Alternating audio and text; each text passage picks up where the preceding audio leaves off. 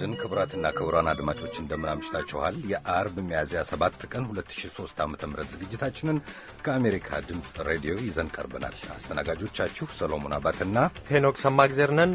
በሁለተኛው አጋማሽ ኢትዮጵያ በጋዜጦችና በእሰጥ አገባ ዝግጅት ደግሞ ኢህአደግ በሰሜን አሜሪካ ያካሄደውን ስብሰባ መነሻ አድርጎ መንግስቱን የሚደግፉና የሚቃወሙ የጦፈ ክርክር ያደርጋል። ለሁሉም እስከ 4 ሰዓት ድረስ አብራችሁን አምሹ። የአርብ ምሽት ስርጭት ነው። ዝግጅታችን እስከ 4 ሰዓት ድረስ ይቀጥላል። አሁን ወደ ሁለተኛው አጋማሽ ተሸጋግረናል።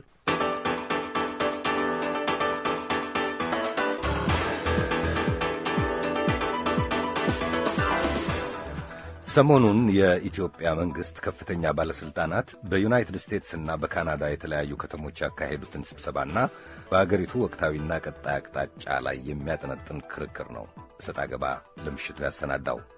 ጦፍ ብሎ የተካሄደው ክርክር ተሳታፊዎቹ ራሳቸውን በራሳቸው በሚያስተዋውቁበት ይጀምራል። የፕሮግራሙ አዘጋጅና አቅራቢ አሉላ ከበደ ነው። ወደ ዝግጅቱ አመሰግናለሁ። ስሜ መኮንን ካሳ ይባላል። አሜሪካን ሀገር ሲያትል ዋሽንግተን የተባለ ከተማ ውስጥ ነው የምኖረው። ታማኝ በየነ እባላለሁ።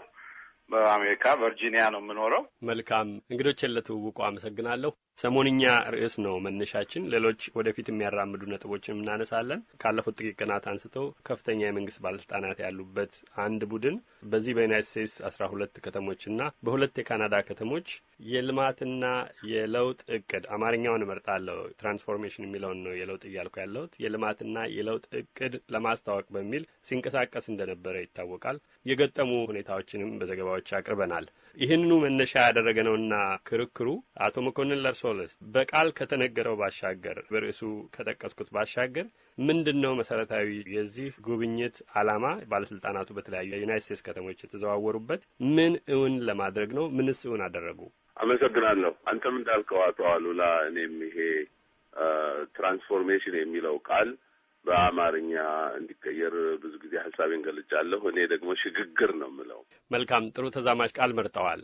እሺ፣ ዋናው ዓላማ ይህ ለ5 ዓመት የተያዘው እቅድ የኢትዮጵያ መንግስት በኢትዮጵያ ውስጥ ላሉ የተለያዩ የማህበረሰቡ ክፍሎች ውይይት ካደረገ በኋላ ይሄንን እቅድ ደግሞ ውጪ በሚኖረው ኢትዮጵያዊ ውይይት ተደርጎ ሐሳብ ለማካፈል ቀደምተኛ ዓላማው ቢሆንም ከዛ ጋር እኩል ተያይዞ በውጭ የሚኖረው ኢትዮጵያዊ ትልቅ አስተዋጽኦ ማድረግ የሚችልበት አቅም እንዳለው መንግስት አውቆ ይሄ በውጭ የሚኖረው ትውልደ ኢትዮጵያዊም ሆነ ኢትዮጵያዊ ዜግነት ያለው ማህበረሰብ በገንዘብም በእውቀትም እንዲሁም በተለያዩ መስኮች ይህ እቅድ ስኬታማ እንዲሆን አስተዋጽኦ የሚያደርግበትን መንገድ ለመፈለግ ነው። በእርሶ እምነት በታሰበው መሰረት ይህ ውጥን ተሳክቷል? ከተሳካ ምን ስለሆነ ባጭሩ ይመልሱና አቶ ታማኝ እድሉን ሰጣለሁ። ጥሩ። አንድ ውጥን ተሳክቷል ብለን ስንናገር ወይም አልተሳካም ብለን ስንናገር መጀመሪያ የውጥኑ ዓላማ ምንድን ነው ብለን ነው መጠየቅ ያለብን። የውጥኑ ዓላማ ትውልደ ኢትዮጵያውያኖችን ሰብስቦ ይሄንን ነገር ማነጋገር ነው። ያን እንደ መለኪያ ካየነው ውጥኑ እንደውም ከተጠበቀው በላይ ተሳክቶ ነው የተካሄደው ማለት ይቻላል። በመረጃነት መጠቀስ የሚገባው ምንድነው? በዋሽንግተን ዲሲ ትንሽ እንኳን ለጊዜው የሚያስተጓጉል ግርግር ቢኖርም በማግስቱ ስብሰባው በተሳካ ሁኔታ ተካሂዷል። እኔ በምኖርበት ሲያትል ከተማ ከ950 በላይ የሚገመት ታዳሚ ተሰብስቦ ለ5 ሰዓት ሙሉ ውይይት ተደርጎ ጥያቄና መልስ ተደርጎ ስብሰባው ተሳክቷል። መልስ የሚፈልጉትን ያህልም እንኳን ባያገኙም ጥያቄዎቻቸው ተመልሰው ሄደዋል። መልካም። አቶ ታማኝ እርስዎ ነው እድሉ። በአቶ መኮንን የተነገረውን አድምጠዋል። ይህ ቡድን የተንቀሳቀሰበት በዋናነትም የ5 ዓመት የልማትና የለውጥ እቅድ ለማስተዋወቅ ነበር። ውይይት ተደርጎ ሌሎች ሀሳቦችንም ለመለዋወጥ ተችሏል ብለዋል። መጀመሪያ በመሰረታዊ ጭብጡ ላይ ያለውን አስተያየት ላስቀድምና እንዴትስ ይገመግሙታል? በመሰረቱ አንድ መንግስት ከህዝብ ጋር ውይይት ማካሄዱ ጥፋትና መልካሙን ነገር ለመገምገም እንነጋገር ማለት በቀና የሚታይ ነው። በመጀመሪያ መንግስት ራሱ ውጭ ያለውን ኃይል ዲያስፖራውን ከዚህ በፊት ባለ 4 ቀንድ አድርጎ ያየው ስለነበር ይሄ ዲያስፖራ በእውቀትም በገንዘብም ለሀገሪቷ ጠቃሚ መሆኑን ማረጋገጡ በሀገሪቷ ኢኮኖሚ ላይ በየዓመቱ ትልቅ አስተዋጽኦ የሚያደርግ መሆኑን ማመኑ በራሱ መልካም ነው። ጥያቄው የሚነሳው እንዲህ አይነት ነገሮች በመንግስትና በህዝብ መካከል ሊደረጉ የሚገባው ውይይት የሚጀምረው አገር ቤት ነው የሚሆነው። ይሄንን ሀሳብ ይዘው ሲመጡ አገራችን ውስጥ እድገት፣ ትራንስፎርሜሽን፣ ሌላም ስም ቢሰጠው እያንዳንዱ ኢትዮጵያዊ በሀሳቡ ይስማማል። ከዛ በፊት መነሳት ያለባቸው ከኢኮኖሚክ ትራንስፎርሜሽን በፊት ፖለቲካል ትራንስፎርሜሽን ያስፈልጋል። የፖለቲካ መድረኩ የሀገሪቷ ዜጎች እንደ ዜጋ የሚኖሩበት እድል የጠበበ ነው፣ አደጋ አለው። እሱ ሳይስተካከል ህዝብን አፍኖ ይዞ የምትበሉትን እሰጣቸዋለሁ ሌላ ነገር አታስቡ የሚል ነገር አይሰራም። ስለዚህ እዚህ መጥቶ ከሀሳብ በሚስማሟቸው ጋር ስብሰባ ማድረግ ይችላሉ። የተወሰነ ቦታ ለማድረግ ሞክረዋል። አሁን አቶ መኮንን እንደጠቀሱት በእነዚህ ከተሞች ሁሉ ስብሰባ አደረግን ቢሉ ለምሳሌ ሚኔሶታ እንውሰድ። ውስጥ 180 በላይ ተሳታፊዎች ነበሩ። ውጭ 2000 በላይ ተቃዋሚዎች ነበሩ። በዚህ ውስጥ ኢትዮጵያውያን የሆኑ የተለያየ የፖለቲካ ድርጅቶችን የሚደግፉ ተበደልን የሚሉ ለምሳሌ የአኟክ፣ የኦሮሞ፣ የኦጋዴን የተለያዩ ኢትዮጵያውያን ተቃውሞ ያደርጉ ነበር። የእነዚህ እድልና ዕጣ ምንድን ነው? በዋሽንግተንም ተመሳሳይ ነው፣ በሌሎችም ከተሞች። ስለዚህ በር ላይ ሰዎች ቆመው በእኛ ሀሳብ የሚስማማ እየተባለ የዘር ሀረግ እየተመረጠ የዚህ መንግስት ደጋፊዎችን አይን እያዩ ያናቸው ቀለም አይስማማንም የሚባሉት እየተባረሩ የተደረገ ውይይት ወይም ደግሞ የሀገሪቱን ቀጣይ እድል ለማሳመር በጥቂቶች የሚካሄድ ውይይትና ግምገማ የትም አያደርስም። ኢትዮጵያ የሚያስፈልጋት የኢኮኖሚ ሳይሆን አሁን የፖለቲካ ትራንስፎርሜሽን ነው የሚያስፈልገው። የእኩልነት ሀገር ብሔር ብሔረሰቦች በዘፈን ሳይሆን በስልጣን፣ በባህል፣ በሁሉም ነገር እኩል የሚሆኑበት እንዲህ አይነት አገር የለንም እና በጣም ጥቂቶች በአምባገነንነት የሚገዟት ሀገር ውስጥ ትራንስፎርሜሽን ሳውዝ አፍሪካ በጥቂት ነጮች በምትገዛበት ጊዜ ኢኮኖሚዋ በአውሮፓና በአሜሪካ ደረጃ ነበር። ስለዚህ እያደግን ነውና ባርነትን ተቀበሉ አይባልም። በነጻነት ነው እድገትም ስልጣኔም ሊመጣ የሚችለው። ስለዚህ በመላው ሰሜን አሜሪካ የሚገኘው ኢትዮጵያዊ ጥያቄው ኢትዮጵያ ውስጥ እድገት እንዳይመጣ ሳይሆን ለእድገት መምጣት ምክንያት የሚሆኑት የፖለቲካ ስንክሳሮች በሙሉ ተወግደው የሀገሪቷ የፖለቲካ አየር የተረጋጋና ሁሉን ያሳተፈ ይሁን የሚል ነው ጥያቄ። መልካም። የመከራከሪያዎቹን ነጥቦች አንድ እርምጃ ወደፊት አራምደዋል። አቶ መኮንን ወደ እርስዎ ልሻገር። ከፖለቲካ ተሀድሶ ወይም ለውጥ በፊት የምጣኔ ሀብት ለውጥ ቅድሚያ የተሰጠበት በሀሳብ የሚስማሙ ሰዎች የተጠሩበት በተለይ የተዘጋጀ መድረክ ነው ብለዋል አቶ ታማኝ። ምን ይመልሳሉ? ጥሩ። በመጀመሪያ ደረጃ አንዳንድ እሳቸው ላነሱት ነጥብ አንዳንድ ነገሮች አላርግና ወደ ጥያቄው መለሳለሁ። በውጭ ሀገር የሚኖረው ኢትዮጵያዊ በጣም ትልቅ አስተዋጽኦ ሲያደርግ ነው የኖረው፣ ያደርጋል። ባለፈው በወጣው ሪፖርት መሰረት መንግስት ራሱ ያወቀው እስከ 1.8 ቢሊዮን ዶላር ድረስ ለሀገር የላከ ህዝብ ነው ያለው። አይ ቲንክ ወርልድ ባንክ እስከ 3 ቢሊዮን ገምቶታል። እና ይሄንን ነገር መንግስት ያውቀዋል። እስካሁንም የውጭ ሀገር የሚኖረው ኢትዮጵያዊ ኢንጌጅ ሲያደርግ ነው የኖረው። በተወሰነ ደረጃ ድክመትን ቢኖርም አስቸግራለሁ፣ በተቻለ መጠን በአማርኛ ቃላት ይጠቀሙ፣ ውጭ ያለውን ህዝብ እያሳተፈ ነበር ያሉ መሰለኝ። አዎ፣ በጣም ይቅርታ ይደረግልኝ። እኔም እንግሊዝኛ ያልወድም አንዳንዴ እያስቸገረኝ ነው እንጂ እና ድሮ ውጭ ያለውን ኢትዮጵያ አያሳትፈውም ነበርና አሁን ሊያሳትፈው መሞከሩ ትክክል አይደለም የሚለው እኔ አልስማማበትም። ሁልጊዜ ነገሮች እየተሻሻሉ በሚሄዱበት ጊዜ የተሻሻለውን እየተቀበልን ነው እንጂ ወደ ኋላ እየሄድን መውቀሱ ጥሩ አይመስለኝም። አሁን ለጠየቀው ጥያቄ መልስ ለመስጠት እኔ ራሴ ያው በሲያትል የተካሄደውን ስብሰባ አዘጋጅ ኮሚቴ አባል ነበርኩ። እኔ ራሴ የተቃዋሚ ሰዎችን ፈልጌ ጠርቻለሁ። የተስማሙ ሰዎች ብቻ ነው የተጠሩት ላሉት ለአቶ ታማኝ መልስ ነው። እንዳውም እዛ ስብሰባ ላይ ከተጠየቁት 7 ጥያቄዎች 5 ጥያቄዎች ተቃዋሚ የነበሩ ሰዎች የጠየቋቸው ጥያቄዎች ነው የቀረቡት። ቪዲዮም አለ፣ ማየት ይቻላል።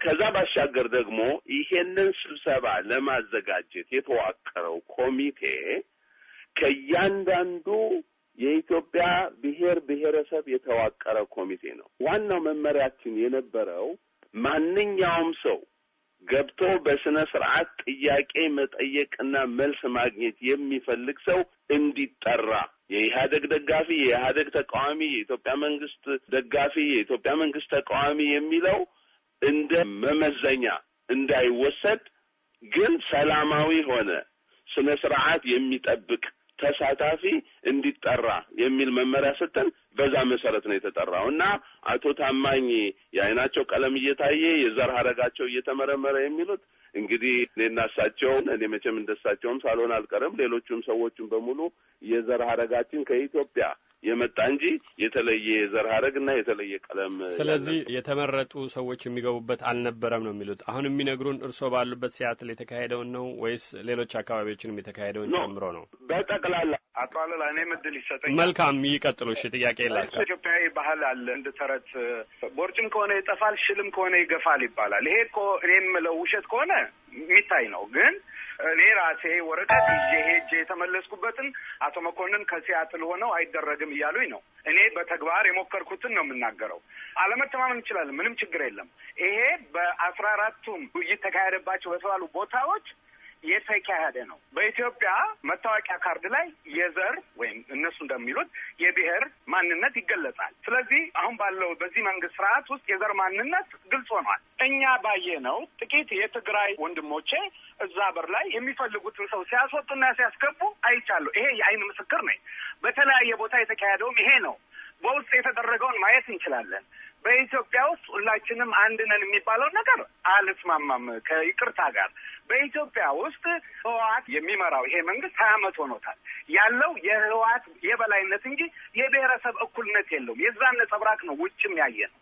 ኢኮኖሚው፣ ፖለቲካው፣ ቢሮክራሲው፣ ወታደራዊው፣ ደህንነቱ በሙሉ የተያዘው በህወሓት ስር ነው። ዛሬ ያየነው የዛ ነጸብራቅ ነው። ኢትዮጵያ ውስጥ ያለውን ሲሪየስ ችግር ሳናይ ይህ አይነት ነገር እየተካሄደ የለም ማለት እሳት ላይ እንደመጫወት። በደርግ ጊዜ የደርግን ህገ መንግስት ለማስተዋወቅ ልኡካን መጥተው ነበር። የመሰላቸውን ሰብስበው ሄደው ተወያይተው ጸደቀ ብለዋል። ይህን ማለት ይቻላል። አሁንም እውነቱን ማየት ይቻላል ወይ?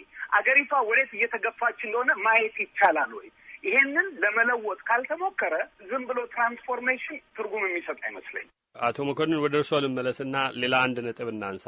በሁለታችሁም በኩል በግራ ቀኝ የሚቀርቡትን ሀሳቦች አድማጮች እንደሚከታተሉ ተስፋ አደርጋለሁ።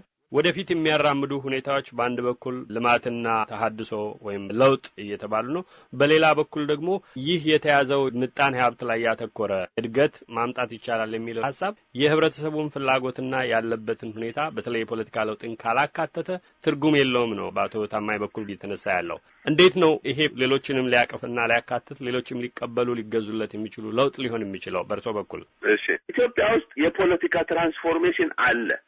በምንፈልገው ደረጃ እየሄደ ነው። የምንፈልገውን ያህል ተስፋፍቷል። ምን ይገለጻል? አቶ መኮንን ይሄ ቁልፍ ጥያቄ ስለሆነ መዝጋ መግባት አለብኝ። በአሁኑ ሰዓት ኢትዮጵያ ውስጥ የፖለቲካ ተሐድሶ ካለ በምንድን ነው የሚለካው? ያ ለውጥ መኖሩ ተሐድሶ መካሄዱ?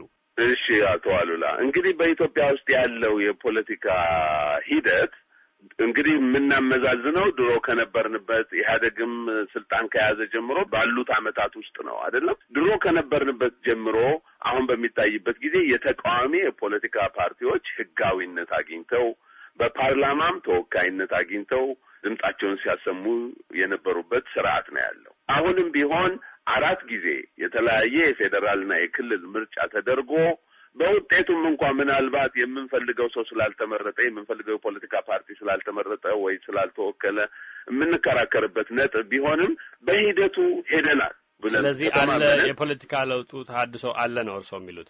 አለ። አሁንም በነጥቦች ላይ ልንከራከር እንችላለን። ምን ያህል ነው አይደለም የሄደው በሚለው የምንከራከርበት እንዳለ ሆኖ ግን በተወሰነ ደረጃ ያልተማከለ የፖለቲካ ስርዓት ኢትዮጵያ ውስጥ አለ። አሁን በተወሰነ ደረጃ የአካባቢው ሰው አካባቢውን የሚያስተዳድረውን ከንቲባም ይሁን አስተዳዳሪ የሚመርጥበት ሁኔታ አለ። የትግራዩም፣ የኦሮሞውም፣ የሶማሌውም እና እንደዚህ አይነት አካባቢውን በአካባቢው ሰዎች የማስተዳደር የፖለቲካ ስርዓት ሁሉ ተዘርግቷል። እነኚህን ሂደቶች ትራንስፎርሜሽን ናቸው ወይም ከነበርንበት የተሻሉ ናቸው ብለን ካላየናቸው ምን አይነት ትራንስፎርሜሽን ነው የምንጠብቀው? መልካም አቶ ታማኝ። እሺ ጥሩ አመጣውታል። ትራንስፎርሜሽን ስንል ከነበርንበት ዘመኑ ከሚጠይቀው ወቅቱ ከሚጠይቀው ትውልዱ ከሚጠይቀው ጋር ነው የምንሄደው። ትናንት እኮ ኢትዮጵያዊ አይደለሁም ብሎ የተንቀሳቀሰና የተዋጋ ቡድን ነው ዛሬ ኢትዮጵያን እያስተዳደረ ያለው። ተቀይሯል ምን ማለት ነው? ያንን እያደረገ አይደለም። ኦፍ ኮርስ ቤተ መንግስት ውስጥ ያለው አሁንም የትግራይ ነጻ አውጪ ግንባር ሆኖ ነው። ትናንት ኮሙኒስት ነበረ፣ ዛሬ ነው ወይ? ያን አይነት ለውጥ አለ። ጥያቄው ትክክለኛ እንደሚባለው ፌደራሊዝም በኢትዮጵያ ውስጥ አሁን እሳቸው እንደሚሉት ሳይሆን ለምሳሌ የፌደራል መንግስቱን ለማቋቋም 240 መቀመጫዎች ያስፈልጋሉ። ከዚህ ውስጥ እንግዲህ ትግራይ 38፣ ደቡብ 123፣ አማራ 138፣ ኦሮሞ 178 ወንበር ነው። እንግዲህ ባለፈው 20 ዓመት 38 ወንበር ያለው ህወሓት ነው ጠቅላይ ሚኒስትርነቱን፣ ኤታማዦር ሹምነቱን፣ ውጭ ጉዳዩን፣ ኢኮኖሚውን የሚመራው።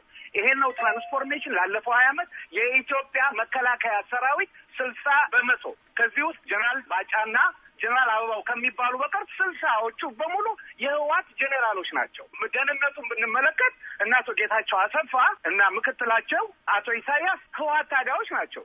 የፖሊሱን ብንወስድ ኮማንደር ተስፋዬ አብርሃ የህወሓት ታጋይ ናቸው። በአጠቃላይ የኢትዮጵያ አየር መንገድ ብንወስድ አቶ ተወልደ ገብረመድህን፣ የኢትዮጵያ ፖስታን ብንወስድ አቶ ግደይ፣ የኢትዮጵያ ቴሌቪዥን ብንወስድ አቶ ዘራይ ብርሃንና ሰላም ብንወስድ በሙሉ ህወሓት ናቸው። እና እያወቅን ሌላው ቀርቶ በኢትዮጵያ ውስጥ ያለውን የመብራት ኃይል፣ የባንክ፣ የቴሌኮሙኒኬሽን የቦርድ ሰብሳቢዎቹ አቶ አርከበ፣ አቶ በረከት፣ አቶ አባይ ፀሐዬ ናቸው። እንደዚህ ነው ወይ? ኢኮኖሚው ሙሉ በሙሉ 90% የተቆጣጠረው ኤፈርት አይደለም። የኢትዮጵያ ነጋዴ ከገበያ እየወጣ አይደለም። እና አንዳንድ ሰዎች በሚኒስትርነት ሲሾሙ ከስር ያሉት ይታያሉ ወይ? ዋናውን ጉዳይ የሚፈጽሙት ኦፍኮርስ አቶ ኃይለማርያም ደሳለኝ የውጭ ጉዳይ ሚኒስትር ሆነዋል። ከስራቸው ግን አቶ ብርሃኔ ገብረ ክርስቶስ ከብራስል ተነስተው ሄደው ምክትል ሆነዋል። እያንዳንዱን በዲቴል መሄድ እንችላለን ካስፈለገ። ያለው ፌዴራላዊ አወቃቀር ሳይሆን የህወሓት የበላይነት ነው። ይህን ስንናገር በትግራይ ጥላቻ ተብሎ የፍትህ ጥያቄን ሰዎች እንዳያነሱ ለማድረግ የሚሞከር ነው። ይሄ እስካልተስተካከለ ድረስ የሁላችንም የጋራ ኢትዮጵያ እስካልሆነች ድረስ ጥቂቶች ሀብታም የሚሆኑባት ኢትዮጵያ በፍጹም የኢኮኖሚ አይደል የምንም ለውጥ አያመጣም። መልካም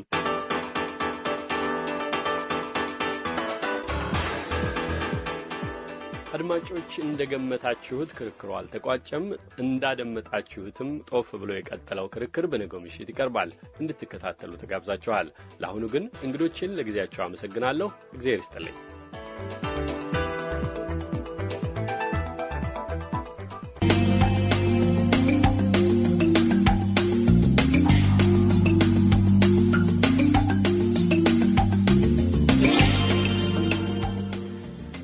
ተከበራችሁ አድማጮች ዝግጅታችን እስከ 4 ሰዓት ድረስ ይቀጥላል። አብራችሁን ቆዩ። በመቀጠል ደግሞ ትናንት ወደ ተጀመረው እሰጥ አገባ እናልፋለን።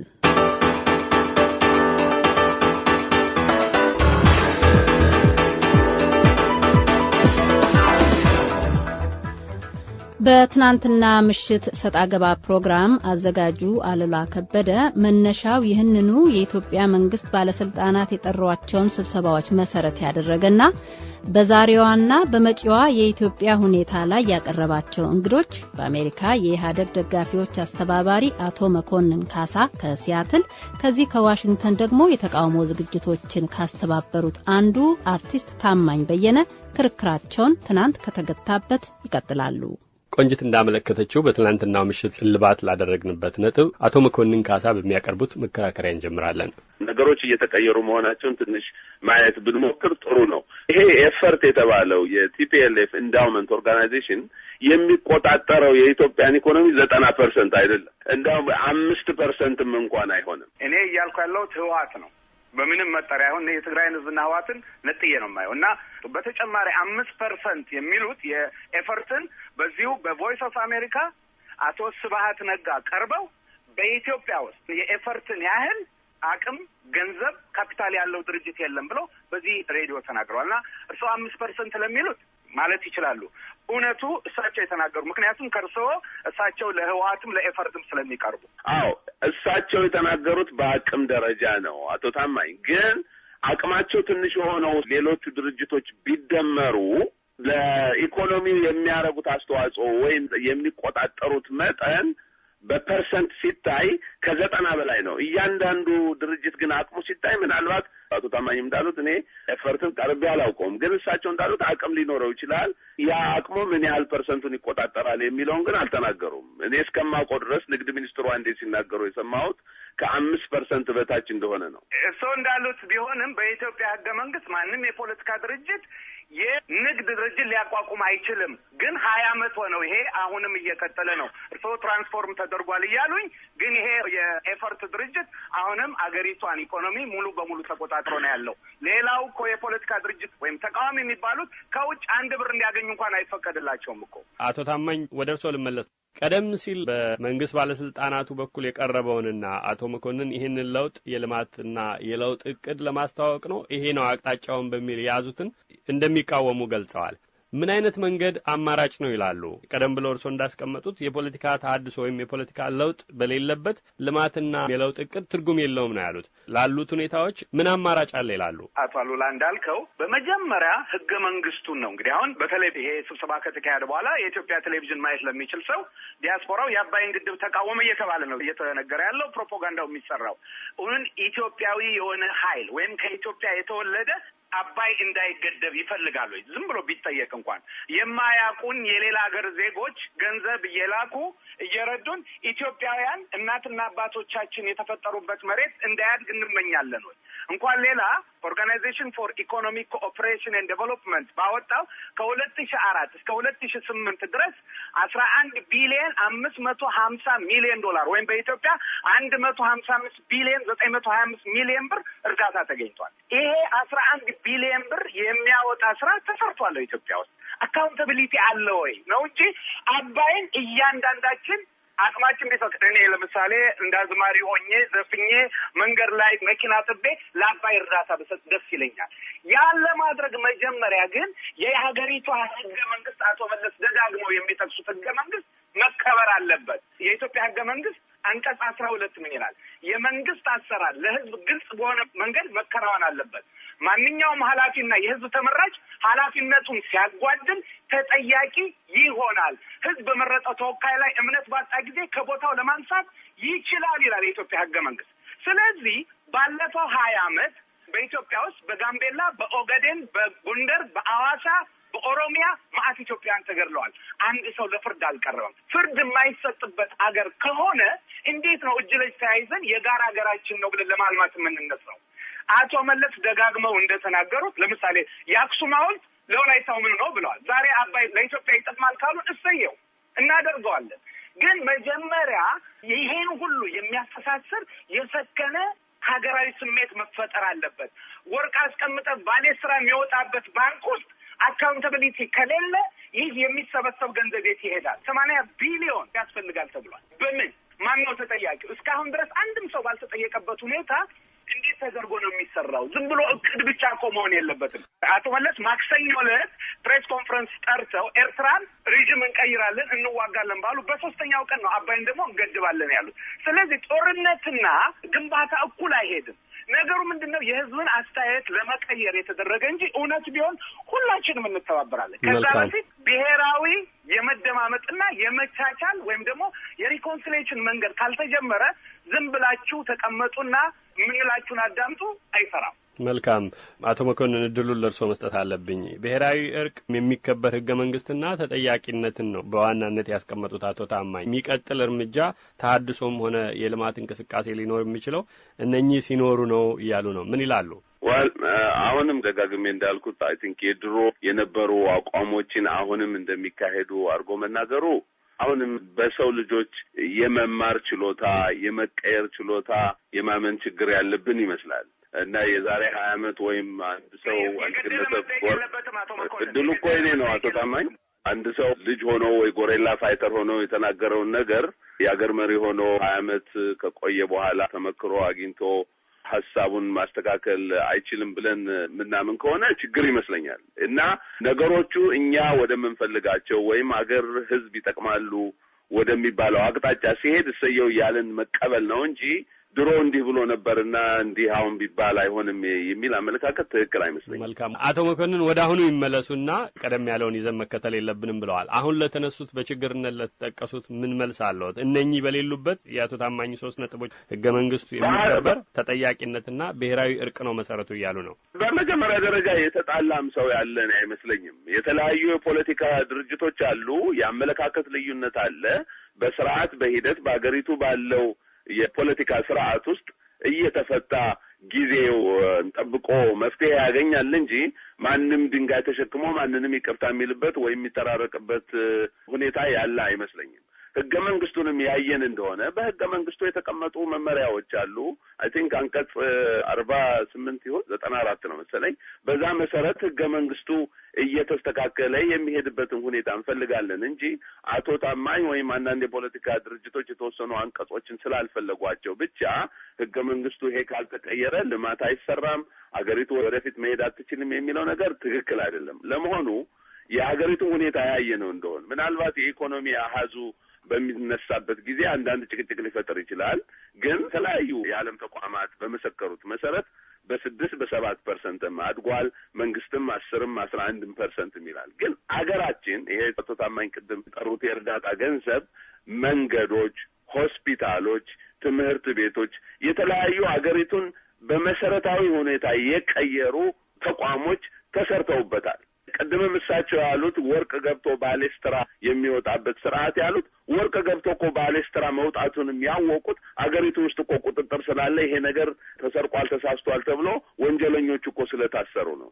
እና ስርዓቱ እኛ በምንፈልገው ወይም ውጭ ሀገር እየኖርን በምናየው ደረጃ ያልዳበረ ሊሆን ይችላል። ግን እያንዳንዳችን እንደ ዜጋ የተጀመረው ጅማሮ እየተሻሻለ ጥሩ ሁኔታ የሚደርስበትን ነገር አስተዋጽኦ እያደረግን ማምጣት ነው እንጂ ውጭ ቆመን እኔ ራሴ ቪዲዮውን ዲሲ ላይ ተሰብስበው የተናገሩትን ሰምቻለሁ። አባይ የሚገደበው ሌላ ነው፣ ከዘርነት በኋላ ነው፣ አሁን አይደለም ጊዜው ይላሉ። እንዴ እኔ ባደኩበት አካባቢ ባደኩበት ኢትዮጵያ 3000 ዘመን ሆነን እኮ አባይ ዳር ሆነን ከምንዘፍን አባይን ከምንሰድበው አባይማ መገደብ የነበረበት ከ100 ዓመት በፊት ነው፣ ከ1000 ዓመት በፊት ነው። አሁንም ቢሆን አባይ የሚገደብ ከሆነ 1 ደቂቃ ሳናድር ነው መገደብ ያለብን። ያ ራሱ በኢኮኖሚ የምናመጣው መፍትሄ። በነገራችን ላይ በዓለም ላይ 2 አይነት አመለካከቶች አሉ። አንደኛው አመለካከት ምንድነው የሚለው የፖለቲካ ስርዓቱ መቅደም አለበት፣ የፖለቲካ መሻሻሉ የኢኮኖሚ ብልጽግና እንዲያመጣ ይላል። ሌላው አመለካከት ደግሞ የኢኮኖሚ ብልጽግና መቅደም አለበት፣ ራሱ የፖለቲካውን ስርዓት ያሻሽላል የሚል አመለካከት አለ።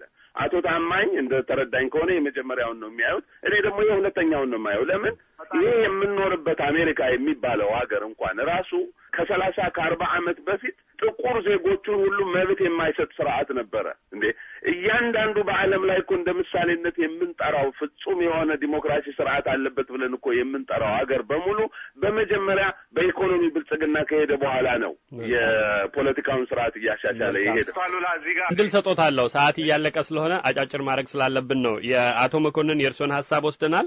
በጣም ባጭሩ ብቻ ማስተካከያ ስለመሰለኝ ነው ለርሶ በጣም ባጭሩ እንዲመልሱም አድርገው። ህገ መንግስት ይለወጥ አይመስለኝም አቶ ታማኝ ያሉት እንዳላቋርጦት ነው የተውኩት። ህገ መንግስት ይከበር ነበረ። ይከበር ላይ መልስ ካሉት ባጭሩ ህገ መንግስት እኮ እየተከበረ ነው ያለው። መልካም ይከበራል ካሉ በቂ ነው። መንግስቱማ የማይከበርማ ቢሆን ኖሮ አገሪቱም አትኖርም ነበረ። መልካም አልተከበረም ስላሉ ነው ማስተካከያውን ለመውሰድ ነው። አቶ ታማኝ ለርሶ ድል ልስጥ። እሺ አቶ መኮንን የመሰላቸውን ይበሉ። እኔ ያልኩት ምንድነው አቶ መለስ ጫካ እያሉ ስለተናገሩት ሳይሆን ትናንት ስለተደረገ ነገር ነው። የህግ የበላይነት ስንል የገደሉ አይጠየቁ የሚል በየትም ዓለም በየትም ስርዓት የለም። የኢትዮጵያ ህገ መንግስት አሁንም አንቀጽ 14 የሚለው ማንኛውም ሰው ሰብአዊ በመሆኑ የማይደፈርና የማይገሰስ በህይወት የመኖር የአካል የደህንነትና የነጻነት መብት አለው ይላል። ይህ አልሆነም ነው የኛ ጥያቄ እና ይረሳ የሚባል ነገር የሚሰራ አይመስለኝም። ቢያንስ የገዢው ፓርቲ አመራር የነበሩት እንደናተ ክንፈ ገብረመድህን ወይም ደግሞ እንደነ ጀነራል ሀየሎም አይነቱ በግፍ ሲገደል በአጭር ጊዜ ውስጥ በስቅላት እንዲቀጡ ተደርገዋል ገዳዮቹ። ሌሎች ኢትዮጵያውያንስ አኝዋክ ላይ በተደረገው ጭፍጨፋ አጣሪ ኮሚሽን ተሰብስቦ ሁኔታውን አጣርቶ የጨረሰው አንድ ሰው ለፍርድ አልቀረበም እና ትራንስፎርም እያደረግን ስለሆነ ኢትስ ኦኬ በማን እንባ በማን ለቅሶ።